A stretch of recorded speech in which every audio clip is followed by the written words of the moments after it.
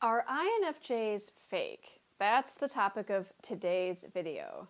Before I start, I just want to say no, INFJs are not fake. I am not going to talk in this video about how we are fake and there's all these reasons that we're fake. We're definitely not fake. In fact, I would say INFJs are one of the most authentic personality types, or a personality type where authenticity is one of our higher values. So we're definitely not fake. However, we do tend to be accused by other people at times of being fake, which is deeply wounding for any INFJ since we are so attached to authenticity being one of our highest values. So why do we appear this way to others? If it's so important to us to be honest, to be direct, to be straightforward and genuine about who we are and what we represent in the world, why is it that others can sometimes misunderstand us on such a deep level and actually think that we are fake? Well, there are a few different reasons. Reason number one, we see all sides of an issue. We see all sides of an issue, whether it's a problem to be solved or it's an issue going on in society, it's a topic of conversation, it might be somebody else's personality, somebody else's motivations in life. We can see every facet of what's going on. Now, sometimes it does take us a while to get there. We don't always instantly see every facet, but even if we're not instantly there, we're very interested in seeing every single facet of a situation. So it's really hard for us to take a side because the INFJ thinking process, what we do, we think about the issue at hand or the person or person's choice, whatever it is that's on the table for discussion or that we are thinking about inside our own mind. We think about this thing and we have our opinion of it. And then we flip-flop and we say, but what if I was that other person? What if I was in their shoes? Okay, so then we put ourselves in that person's shoes and we sort of take a look around and say, oh, well, if I was them, I would think about it from this way, or I would have this kind of information or this kind of experience that I wouldn't have as myself. And then oftentimes we will take it even further than that and say, what if I was a third party? What if I was another person looking at the situation from the outside who wasn't me and wasn't the person involved, but I'm a third party? And then we take a look at it from that perspective. So we tend to do this with every problem that comes across our path. Every situation, we try to put ourselves inside different perspectives. And we're very good at putting ourselves inside different perspectives. So we really can see all the different sides of an issue. And then it becomes extremely hard for us to take a side. Now, most other people don't understand this because this is not something other people do naturally.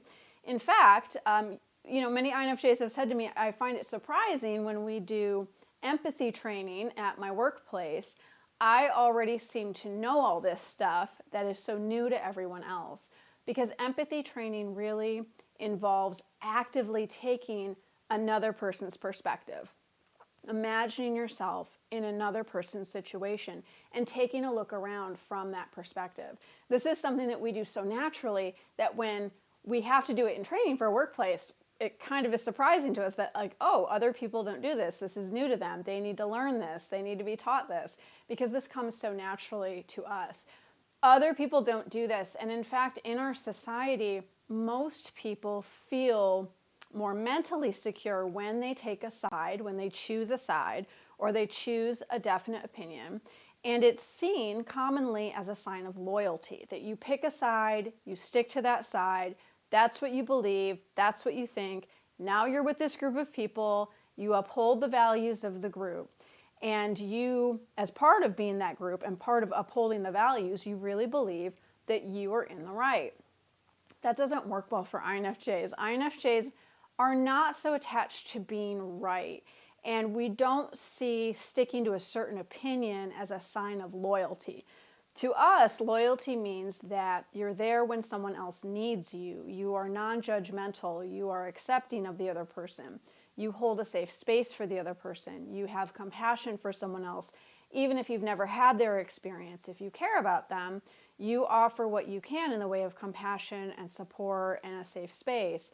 You basically accept them unconditionally, even if they don't agree with you, even if they're very different from you. That's what loyalty means to us. So it can be jarring when we figure out that for most people, loyalty means you're part of the tribe. You pick a side, you stick with it, you hold on to that opinion.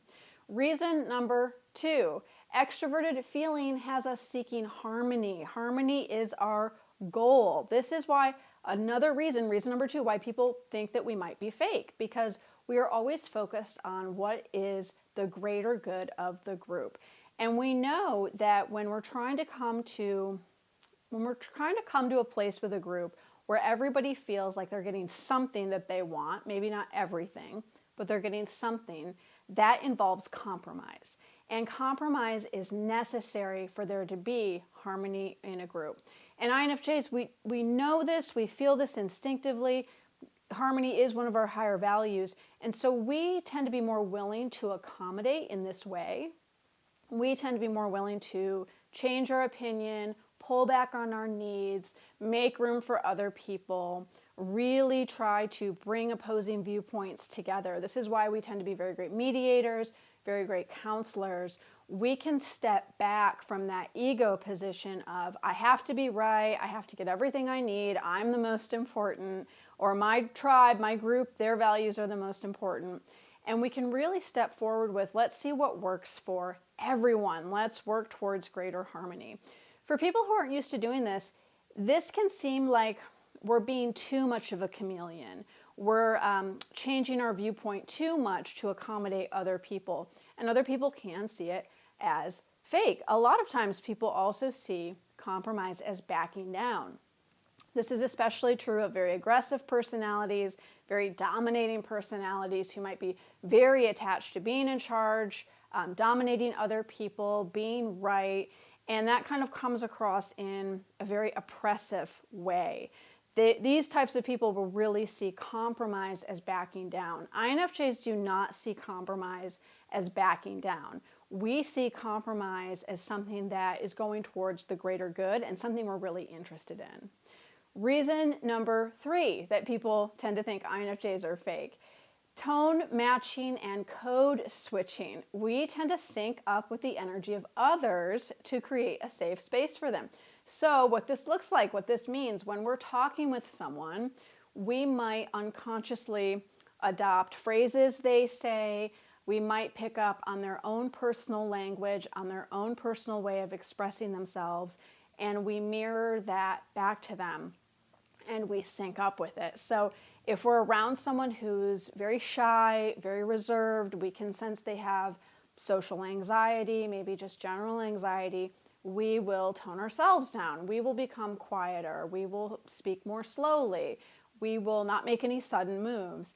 If we're with somebody who's a little bit more high energy and we can feel that they want us to match them there, they want us to be high energy too, we can push through, and we can do that for a little while, and we can be very bubbly and effervescent and very engaged for a little bit.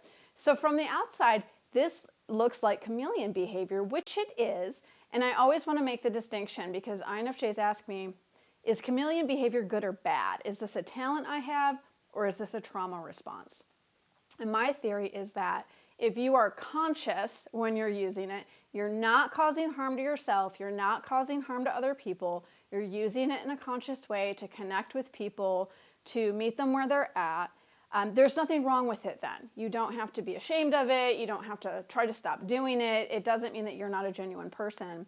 If you're doing it unconsciously, if you're doing it as a survival tactic, I have to do this, I can't show anyone my real self, I have to hide, and I have to hide all the time, that's when we want to be concerned, when the behavior is unconscious and it's used to defend, it's used to hide, it's used to avoid, it's used as a distancing measure with other people. If it's used for connection and it's working in that way, it's perfectly fine. This is what we're doing when we're doing this tone matching and code switching. We're syncing up our energy with the other person to make them more comfortable.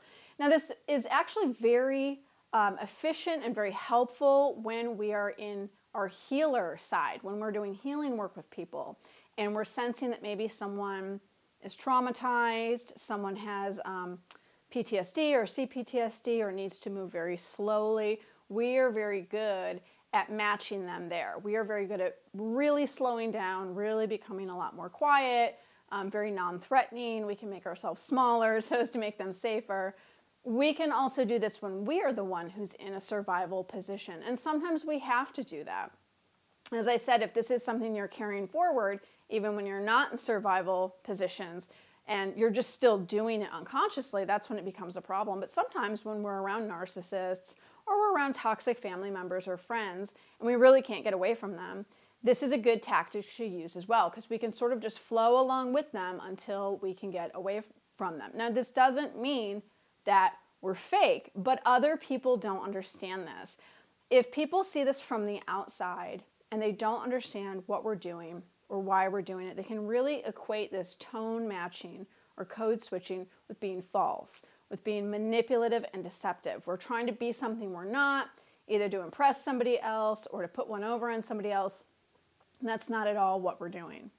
Reason number 4, people believe INFJs are fake. We have a lot of water and air energy in a society that values fire and earth. Our society, Western culture, really values fire and earth, especially the U.S. The United States, very into fire energy. A lot of passion, innovation, taking action, getting things done. And earth, things being very structured, things being solid. This is sort of the left brain view of society. We want as much structure as possible, even if things are maybe even a little too rigid.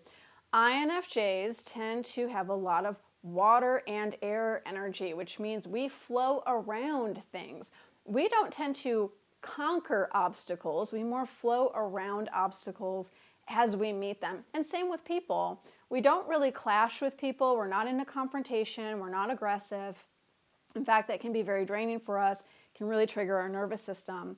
So we tend to avoid that kind of strategy, but we will flow around people, just like air and water. We're very fluid. We're fluid and we're expansive, and we can be very inclusive of others as well. We really want to include all the members of the planet, no matter what tribe they belong to. And so that gives us this expansive quality as well. Now, again, we're doing this in a society that values hierarchy and structure and aggression. We just don't fit in that way.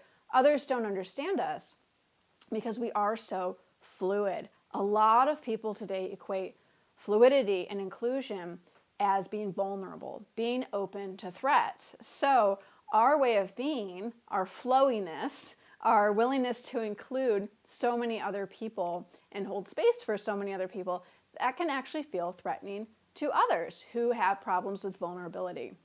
The way that INFJs flow and the values we hold, they're not understood by the mainstream. This is what you should always remember. Your values are often not understood by the mainstream. And because your values are not understood by the mainstream, you yourself are going to be misunderstood a lot of the time because you see all sides, you believe in compromise, you value inclusion, and you have more fluid ideas and beliefs than others. If you found this video helpful, please hit the like button and please subscribe to my newsletter. You will find the link below. I send out frequent newsletters. I do a question and answer column in my newsletter. I send out frequent notifications about new classes, new books, free resources, all kinds of good stuff. So please sign up for that newsletter. It's the absolute best way to stay updated on what I'm doing. I frequently get people emailing me saying, I looked on your website, I can't find the next new class, where is this information posted? I don't update my website all that often because I teach so many new classes, a new one just about every month. So if you do really want to stay in the loop on new stuff I'm teaching, please sign up for my newsletter list.